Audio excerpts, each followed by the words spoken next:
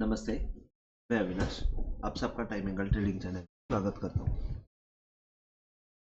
Last week में हमने देखा कि निफ्टी ने बहुत अच्छा सपोर्ट लेके ऊपर आ गई और as well as Bank Nifty दोनों ने बहुत अच्छी मूवमेंट दी। जैसे कि लास्ट वीक में मैंने कहा था कि ये टॉप से अगर मैं डाउनवर्ड एंगल डालता हूँ तो वो डाउनवर्ड एंगल के अगर नीचे क्लोजिंग हो जाती है तो एक अच्छा सेलिंग हमको दिख सकता है। और मैंने एक पॉइंट भी दिया था कि 24,600 के नीचे अगर गई तो ही बैंक निफ्टी 24,100 तक जाने की फुल पॉसिबिलिटी है। लेकिन बैंक निफ्टी ने 24,750 के आसपास ही सपोर्ट लेके ऊपर आ गई और इवन ये जो डाउनवर्ड एंगल है उसके नीचे क्लोजिंग भी नहीं दी और उसके ऊपर ही क्लोजिंग करके ये मेंटेन किया और ऊपर की तरफ हमको मूवमेंट दे दी। तो यहाँ पे उसने पूरा सिनारियो वापस चेंज कर दिया। देखिए हो जाता क्या है कि ये टॉप से मैंने अपवर्ड एंगल डाला, वहां पे रुक रही है। ये टॉप से मैंने डाउनवर्ड एंगल डाला, ये यहाँ पे रुक रही है और वहां से ये पूरी तरह ऊपर नीचे मूवमेंट दे रही है। और this is very excellent scenario. Excellent इस हिसाब से कि वो परफेक्ट सपोर्ट पे बाय हो रही है और परफेक्ट रेजिस्टेंस लेके सेल हो रही है। अब यहां से आगे हमको क्या दिखेगा? तो निफ्टी ने इस टाइम जब मैंने यहां से ऊपर से टॉप से अपवर्ड एंगल डाला है तो उसके ऊपर जाने की कोशिश की और वहां पे ही क्लोजिंग हुई है। तो यहां से एक थोड़ा सा पॉसिबिलिटी ये भी रहेगा कि शायद निफ्टी में थोड़ा सा आगे चलते 18 तारीख को जैसे कि ये है पॉलिसी का, अमेरिका का पॉलिसी डिक्लेयर होने वाला है तो वहां तक शायद थोड़ा सा शांत रहेगी और ऊपर की तरफ हमको जोर से मूवमेंट, आफ्टर दैट ऊपर की तरफ जोर से मूवमेंट मिल सकती है। या सेकेंड प्रोबेबिलिटी ये है कि हमको 24,700 टूटने के बाद सीधा हम लोग 24,200 के आसपास या 23,900 के आसपास हमको देखने को मिल सकता है। लेकिन मेरे ख्याल से जिस हिसाब से अभी हम लोग ने देखा है कि अमेरिका का रेट कट जो है वो डिस्काउंट हो चुका है। डिस्काउंट हो चुका है इसका मतलब ये है कि हमको पता है कि अमेरिका 25 बेसिस रेट डिक्लेयर करने वाली है, मतलब कम करने वाली है। और ऑन दैट बेसिस अगर हम लोग थोड़ा सा 4-5 दिन पहले अगर हम लोग मूवमेंट देखते हैं तो मूवमेंट भी बहुत पॉजिटिव आई हुई है। और ये पॉजिटिव मूवमेंट में हमको हमने देखा है कि एफआईएस ने एक ही दिन में भर भर के 25,000 करोड़ तक का बाइंग किया हुआ है। अब एफआईएस को भी पता है, सब पब्लिक को भी पता है कि 25 बेसिस कम होने वाला है। तो एफआईएस ने ऑन दैट बेसिस ये बाइंग करके रखी हुई है। जब तक ये लो नहीं टूटता है तब तक हमको कोई तकलीफ नहीं है, दैट इज 24,900। तो एफआईएस की बाइंग जब तक इंटैक्ट है तब तक हमको कोई तकलीफ नहीं है। 24,900 के अगर नीचे जाती है निफ्टी तो ही हमको तकलीफ होगी, अदरवाइज नहीं होने वाली है। ऊपर की तरफ मैं बोल रहा हूं कि 24,700 सॉरी 25,700 ये हमको बहुत जल्दी देखने को मिल सकता है। अगर हो सकता है कभी ऐसे भी हो सकता है कि 2-3 दिन में ही हमको ये दिख सकता है बिफोर 18 सितंबर। कोई बोल नहीं सकता क्योंकि जैसे कि ये वर्टिकल कैंडल हो गई है और ये इनसाइड कैंडल हो गई है। इनसाइड कैंडल के ऊपर अगर निकल गई तो ये जोर से हमको ऊपर की तरफ मूवमेंट वापस 1-2 दिन में ही मिल सकती है और इन दैट केस भी 25,250 ही हमारा स्टॉप लॉस हो जाएगा। तो वो ये मैंने आपको टेक्निकली बताया। What about time angle? Time angle के हिसाब से मैंने एक्सप्लेन करता हूँ। थोड़ा सा टाइम एंगल का इंट्रोडक्शन नए व्यूअर्स को वापस दे देता हूँ, 1-2 मिनट ले लेता हूँ कि टाइम एंगल ये है क्या। तो time angle actually angle which is including time, मतलब जिसमें टाइम भी है और प्राइस भी है और दोनों होने की वजह से उसको मैंने टाइम एंगल नाम दिया हुआ है।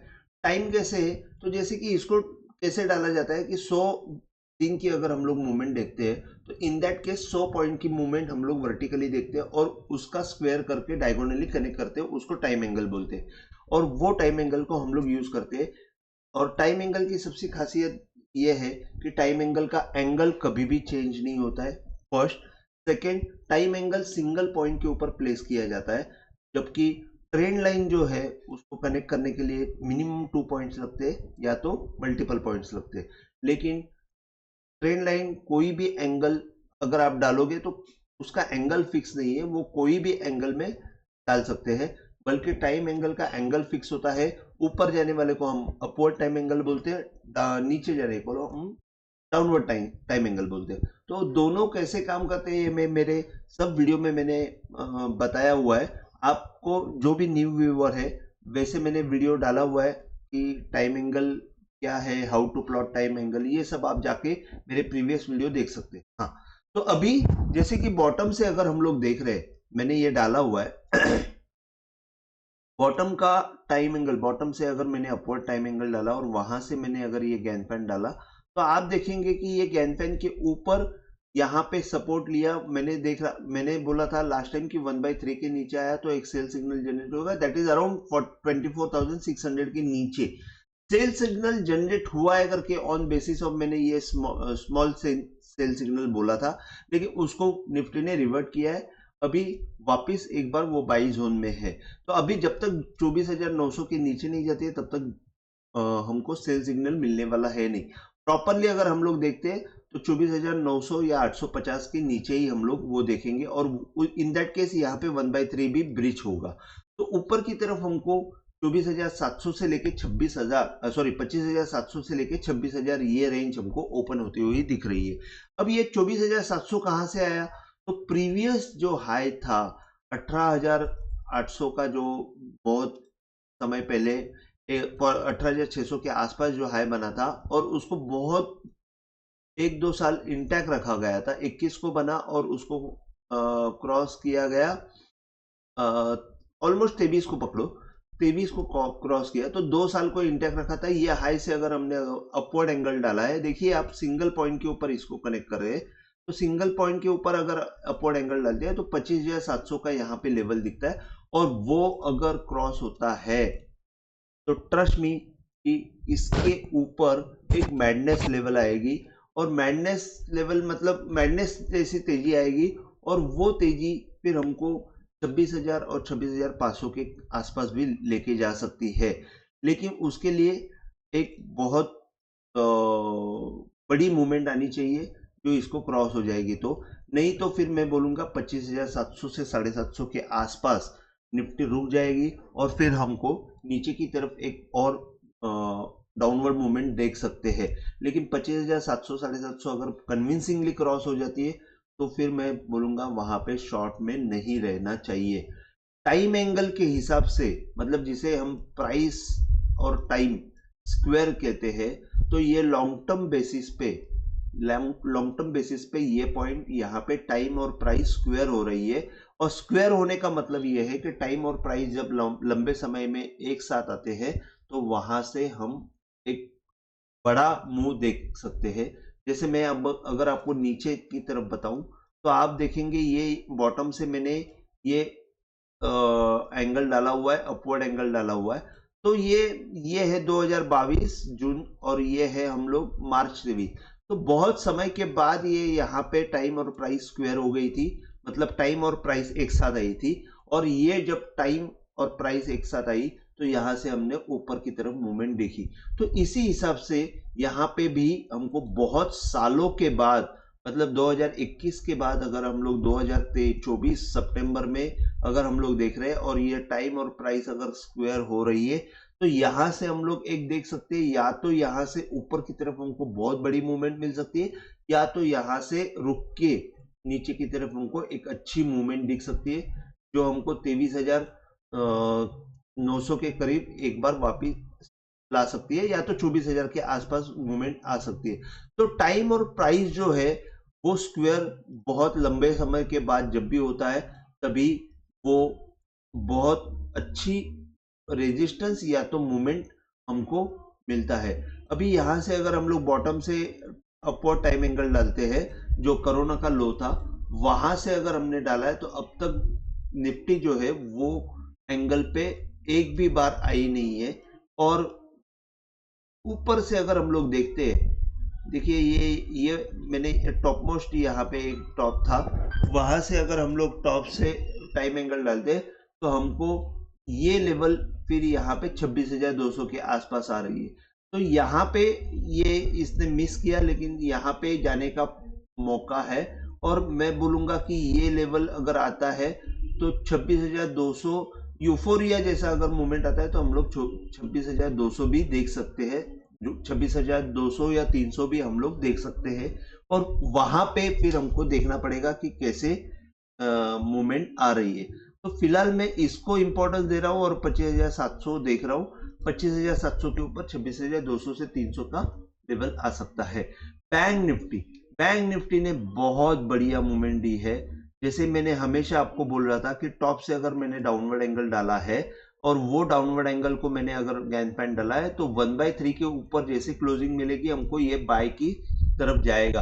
तो यहाँ पे जैसे 1/8 के एंगल के ऊपर आई, मूवमेंट दे दी, 1/8 के ऊपर आने के बाद नीचे आई, नीचे आने के बाद जो प्रीवियस टॉप है वहां से डाउनवर्ड एंगल जो डाला है उसको उसने सपोर्ट लिया और वहां से सपोर्ट लेके वो 1/3 के ऊपर आई है। तो 1/3 के ऊपर आई है तो अभी यहाँ पे एक्चुअली अगर ये हाई क्रॉस हो जाता है, मतलब ये डे का अगर हाई क्रॉस हो जाता है तो 1/3 कंफर्म हो जाएगा और इन दैट केस हमको टारगेट जो है ऊपर में मिनिमम 22,800 और हाई क्रॉस होने के संकेत मिलेंगे। तो बैंक निफ्टी में हाई क्रॉस होने की पूरी आशा है। अगर कोई गड़बड़ हुई, देखिए पहली बात तो यह है कि अगर रेट कट हो जाता है तो सबसे पहले बेनिफिट हमको बैंकों को मिलता है और बैंकों को अगर जो रेट कट का बेनिफिट मिलेगा तो ऑब्वियसली बैंक निफ्टी चलेगी और बैंक निफ्टी जो है वो हाई क्रॉस करने के लिए रेडी रहेगी। अगर यहाँ पे हाई ब्रीच हो जाता है तो ऊपर में हमको, मैं आपको बताऊं कि ये पॉइंट पे हमको 54,000 के आसपास रेजिस्टेंस मिलते हुए दिखेगा। लेकिन उसके पहले 52,700 से 52,750 से 850 का पॉइंट जो है वो भी एक इंपॉर्टेंट रेजिस्टेंस के तौर पे काम करेगा। तो मेरे ख्याल से बैंक निफ्टी में हमको ऊपर की तरफ बहुत अच्छी मूवमेंट मिल सकती है। अगर हम लोग नीचे से देखते हैं, बॉटम से अगर हम लोग देखिए, एक मिनट,